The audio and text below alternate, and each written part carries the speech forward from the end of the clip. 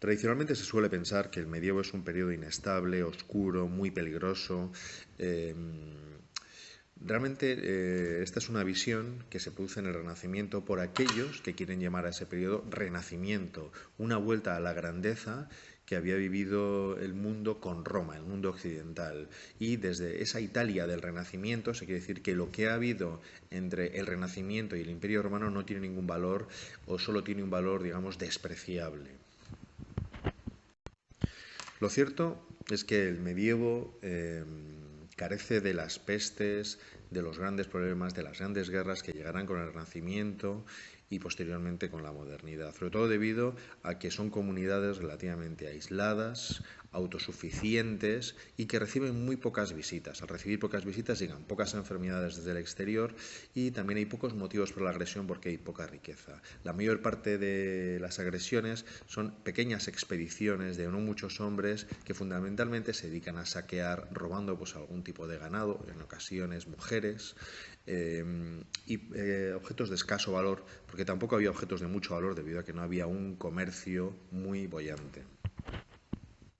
No es de extrañar en ese sentido que, por ejemplo, Petrarca viese la llegada del siglo XV como un momento de gran inestabilidad, que viese la llegada del Renacimiento como un momento de guerras. Los príncipes, debido al comercio, pueden tener grandes ejércitos y tienen grandes aspiraciones. De esas grandes aspiraciones a unificación, al dominio de mayores ciudades, es donde vienen una serie de guerras y conflictos que no se habían vivido en Europa prácticamente desde el periodo romano. La Guerra de los 100 años está en marcha, hay una serie de terremotos por toda Europa y además está la peste negra. En España, a finales del XV, se produce la unificación bajo el mando de los reyes católicos y se empieza una expansión sobre todo por Italia, el sur de Italia y también luego por el norte de Italia, que se culminará con Carlos V. Precisamente con Carlos V parece que se puede producir una unificación europea bajo una misma visión del mundo, humanista y católica. Pero justo en ese preciso momento en el que al alcance de la mano parece esa unificación deseada, llega la división protestante. Y con los problemas del protestantismo llegan las guerras de religión. Descartes, el autor que vamos a tratar, está inmerso en la Guerra de los 30 años, una guerra de religión que se produce entre los estados católicos y los estados protestantes. No es de extrañar que los grandes avances científicos, sobre todo los orientados al arte de la guerra, a la construcción, al comercio, a los descubrimientos, sean un logro muy apreciado por todos, pero que sin embargo haya un sentimiento de escepticismo general respecto de las grandes cosas, del gran conocimiento, de la ciencia universal. Los numerosos conflictos, los enfrentamientos, las dudas teológicas, las dudas políticas, llevan a que entre muchos pensadores se produzca una sensación, un sentimiento de escepticismo. Descartes, a principios del siglo XVII, se enfrenta a ese escepticismo y quiere superarlo, tiene fe en poder superarlo, pero para poder hacerlo decide que debe comprender bien los argumentos de los escépticos y para ello desarrolla una duda metódica. Lo primero que hace en esa duda metódica es acoger los argumentos sintetizados de los escépticos. El primer argumento que suelen decirle los escépticos es que no te puedes fiar de los sentidos. El conocimiento que te dan los sentidos no es cierto, porque dependiendo del entorno, dependiendo de la distancia, dependiendo de las condiciones climáticas, lo que percibes lo percibes de una forma o de otra, con lo cual lo que viene a través de los sentidos es confuso, no te puedes fiar de ello. El segundo argumento que utilizan es, oye, podríamos estar soñando y creer que estamos en la realidad, porque ocasionalmente cuando soñamos creemos que estamos en la realidad y solo cuando despertamos descubrimos que era un sueño. Y el tercer argumento es, ¿y si hubiera un diosecillo, un genio maligno por ahí que nos estuviera traspasando una visión del mundo, transfiriendo una visión del mundo equivocada, errónea? Para superar los argumentos de los escépticos, Descartes decide renunciar a cualquier conocimiento anterior. Decide partir de cero, partir de una duda metódica que le permita garantizar que todo conocimiento sea un conocimiento cierto, un conocimiento verdadero. Asimismo, decide que ese conocimiento, evidentemente, no puede venir a través de los sentidos, porque es cierto que los sentidos nos dan impresiones confusas, con lo cual tiene que ser un conocimiento que provenga de la razón. Y el método que debe utilizar debe ser un método deductivo, no un método inductivo. En el método deductivo, uno, a partir del enunciado, puede empezar a operar de una forma lógica para deducir el resto de verdades que están contenidas en ese enunciado, siempre y cuando ese enunciado sea verdadero. Evidentemente, el modelo que ha elegido son las matemáticas, que además a él se le dan muy bien. Todos conocemos las coordenadas cartesianas y el resto de aportaciones matemáticas de Descartes. En las matemáticas, a partir del enunciado, uno sigue unas reglas lógicas, produce nuevas verdades, nuevos resultados a partir de ese enunciado. Si se ha seguido la lógica al pie de la letra, de una forma estricta, los resultados solo pueden ser verdad. Para poder aplicar el método deductivo al resto de las ciencias, al resto del conocimiento, Descartes necesita un punto de partida que sea innegable, que supere las 3 dudas de los escépticos. La leyenda dice que Descartes alcanza ese primer enunciado del que no se puede dudar estando en las trincheras de la Guerra de los 30 años. En realidad debía estar en un cuartel, pero bueno, la imagen de las trincheras nos sirve para imaginarnos a Descartes pensando, como hacía también en el campo de batalla Sócrates, sobre ese enunciado necesario como punto de partida para toda su filosofía. La verdad indiscutible a la que llega Descartes es pienso o existo. Cogito ergo sum. Es una verdad, un enunciado que soporta todos los argumentos de los escépticos. No depende de los sentidos. Si estuviéramos soñando, seguiría siendo válida, y en caso de que estuviéramos siendo engañados por un geniecillo maligno, seguiría siendo válida. A partir de ese punto, él puede empezar a deducir otras verdades, pero para ello, para garantizar que realmente está llegando a verdades, tiene que desarrollar un método, y ese método debe tener algunas reglas. Hay 4 reglas básicas en el método de Descartes. La primera regla es aceptar solo la evidencia, aceptar solo aquello que es claro y distinto. Y en caso de haber encontrado claro y distinto, seguir avanzando, no pecar de exceso de prevención. Por supuesto, si no hemos encontrado algo evidente, claro y distinto, una verdad indiscutible, no debemos seguir avanzando. Eso sería pecar de precipitación. Una vez que tenemos esa evidencia, empezamos la segunda parte, el análisis, la segunda regla. El análisis es igual que en las matemáticas, reducir a sus partes más elementales el primer enunciado.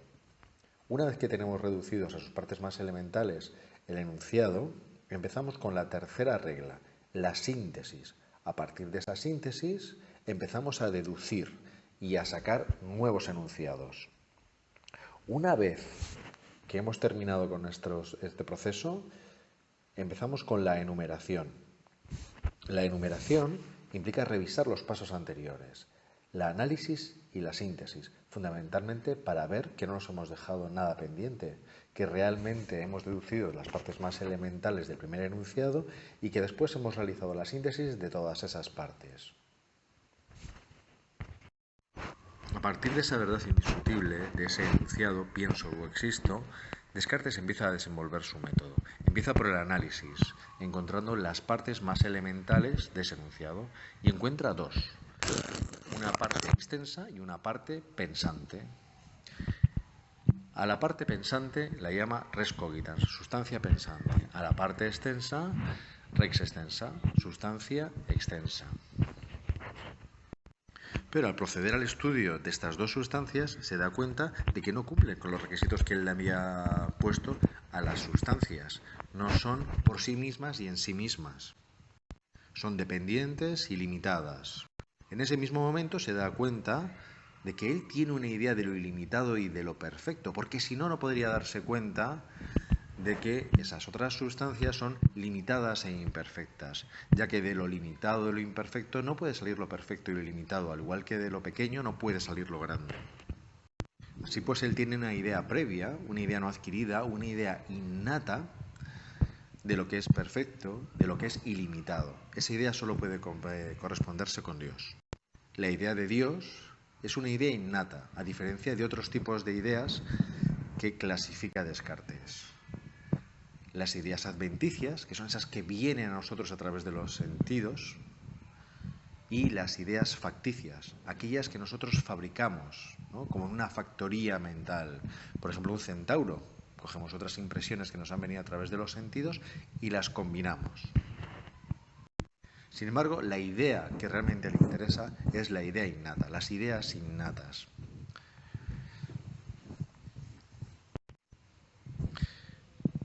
Al demostrar la existencia de Dios por esa idea innata, por la idea de ilimitado, por la idea de perfecto, descubre que tiene que haber alguna forma para poder garantizar el resto del conocimiento.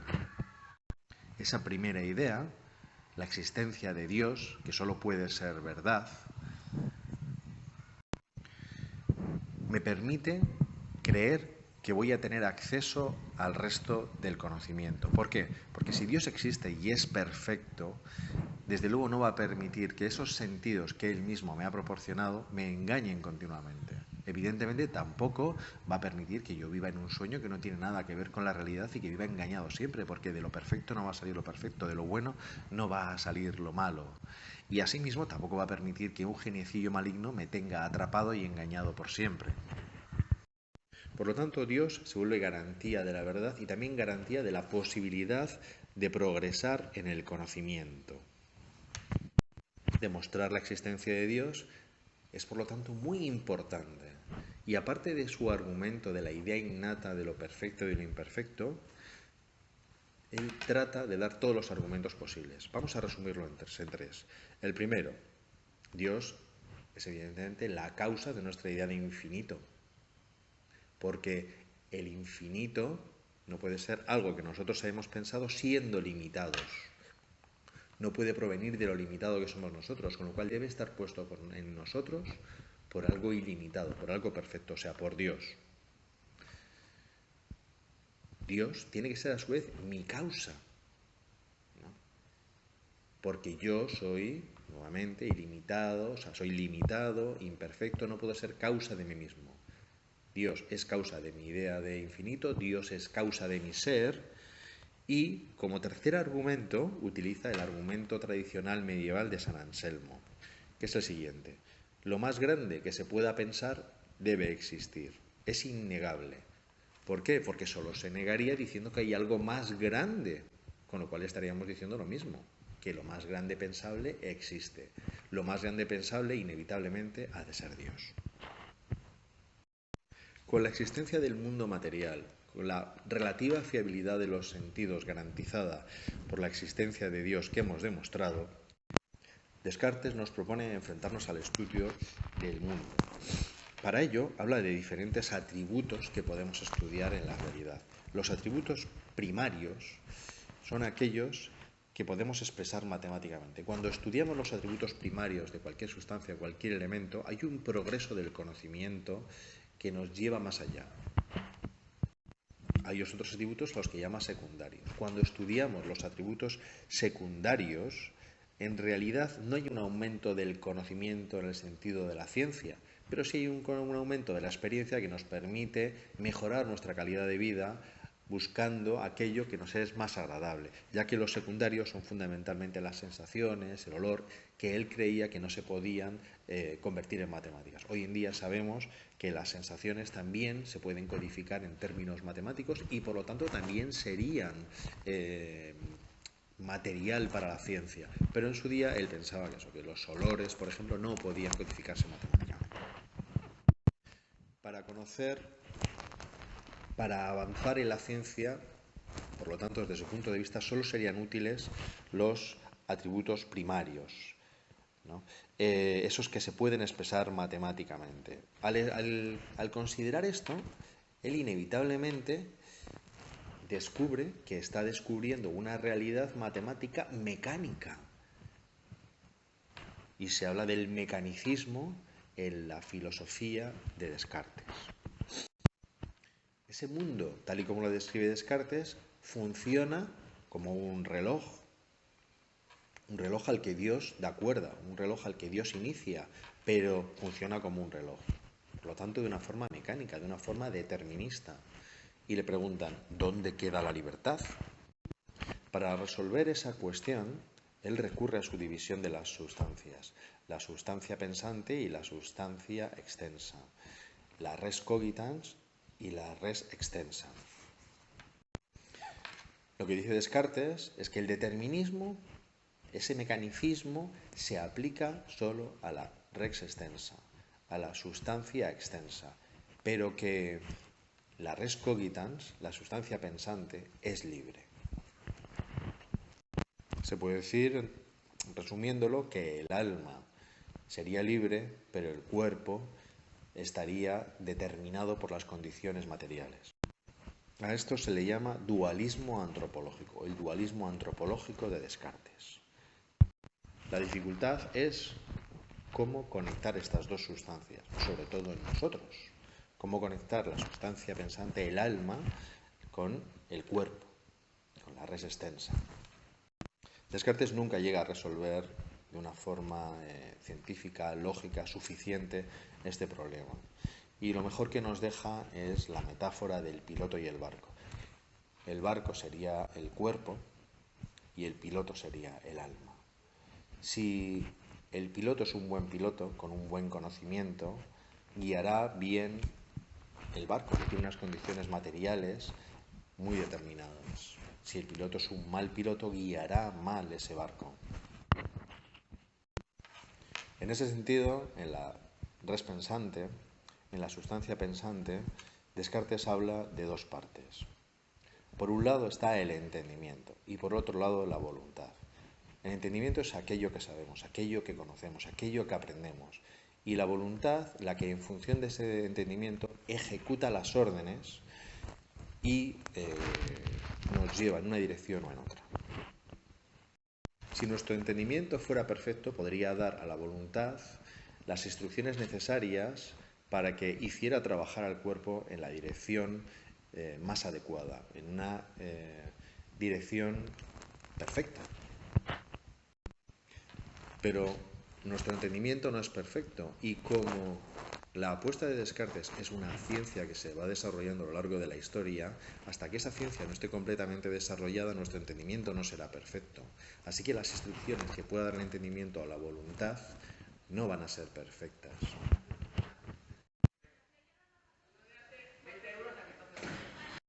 Vale, pero eso no debe llevarnos a la inactividad, a estancarnos en nuestras acciones. Y por ello, él lo que nos dice es que debe haber por lo menos una moral provisional. Hasta que nuestro entendimiento sea perfecto, debemos guiarnos por una serie de reglas provisionales. La primera regla será seguir las leyes, la religión, aquello que nos encontramos en nuestro entorno y a poder ser el modelo de los hombres más sabios y prudentes. La segunda regla será que una vez que hayamos decidido algo, actuemos con decisión, de una forma firme y resuelta, que no nos quedemos estancados. Y la tercera, si hay que elegir entre vencerse a uno mismo o cambiar el entorno, cambiar la fortuna, es mejor vencerse a uno mismo. Es mejor cambiarse a uno mismo al estilo de los estoicos, porque nos va a llevar a la felicidad con más facilidad. Evidentemente, en todo momento debemos ir mejorando nuestro entendimiento para asegurarnos de que la moral provisional esté menos cerrada. Y bueno, estos son todos los apuntes. Termino ya, que van a empezar a limpiar aquí.